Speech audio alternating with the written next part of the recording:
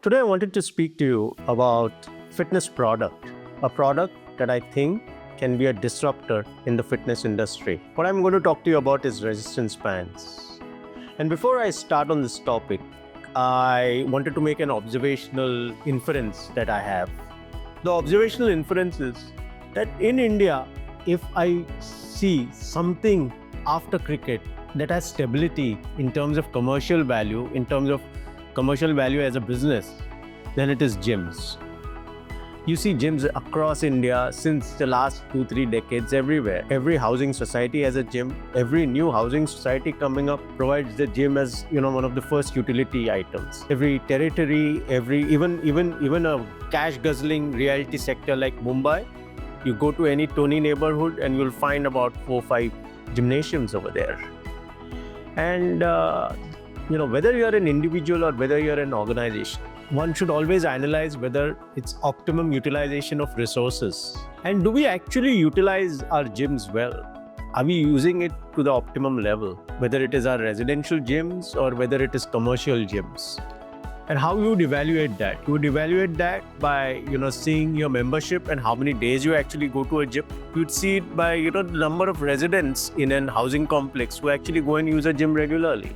And my observation is, and I hope I'm proved wrong, I think there is gross underutilization of this resource that is allocated to gyms. Why are gyms not for everyone? Why don't they suit everybody?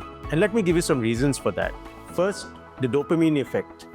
When you indulge in a sport, when you play a sport, or when you do a cardiovascular activity like, say, running, you will realize that basically you get this dopamine rush. This dopamine rush is instant, and that makes you feel good. That's why whenever you play a sport or you come back from a run, you'll have that feel-good factor. That doesn't happen with resistance training. And don't get me wrong, resistance training is very important for your health, but it does not create that dopamine effect. That's why you will never be very motivated to go to a gym. So, only unless you are like one of those bodybuilders or you are like very, very focused on aesthetics, you will not be very motivated to basically consistently use a gym. And that's why you find that underutilization of that resource. The second reason is I feel that 90% of the people need a gym for aesthetics. And when you have an informed decision, you will realize that for aesthetics, basically there are 3 factors. One is genetics, second is diet, third is exercise, and maybe a fourth is rest. And in the pecking order, exercise comes third. Genetics and diet plays a far more important role for, to basically have an aesthetic look. Therefore, should you invest in a gym or should you basically, consult a nutritionist for aesthetic factors? That is point number 2. And the third is people need to understand that functional training, functional fitness, strength is very different from bodybuilding. Maybe gym is needed by somebody who's playing the sport of bodybuilding. I mean, say playing the sport because bodybuilding is almost a sport in itself. It's not just an exercise form. While fitness training is a completely different factor. So do you need the whole expanse of a large gym with those multiple kind of equipments to basically, achieve your fitness goals? I think no. And that's where today's topic and today's equipment comes into relevance. That is resistance bands. So what are resistance bands? Resistance bands are rubber tubes. They come in various shapes and sizes. Now this is a heavy resistance band, which can almost give you 15 to 45 kilos of resistance. This is a lighter band which can give you 10 to 15 kilos. And there are even lighter ones. There are even loops. There are Terra bands. We urge you to go to the rabbit holes and Google search it, you'll understand what it is. An entire set of resistance bands will not cost you more than 1,000 rupees. That's how cheap they are, that's how accessible they are. So how does a resistance band work as compared to traditional weights? And are there some advantages to this? Now this is again a very technical subject. We promise to bring in an expert one of these days who can explain this to you better. But I'll tell you one fundamental difference between resistance bands and traditional weights. What a traditional weight like a dumbbell will do.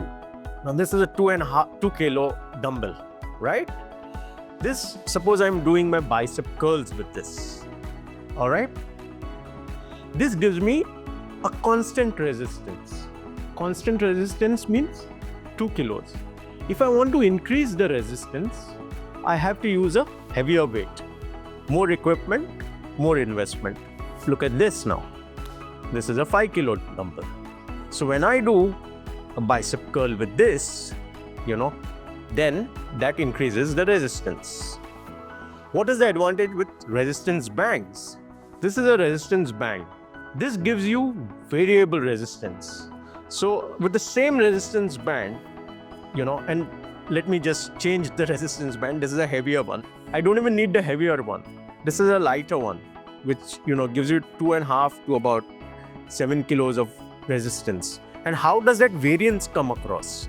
The variance comes across because you will hook one end to a fixed spot, through a hook. And the other end, you basically use resistance when you pull it. Now what happens is, if I increase my distance, say first I was pulling from here, maybe it will give me 2.5 kilos of resistance.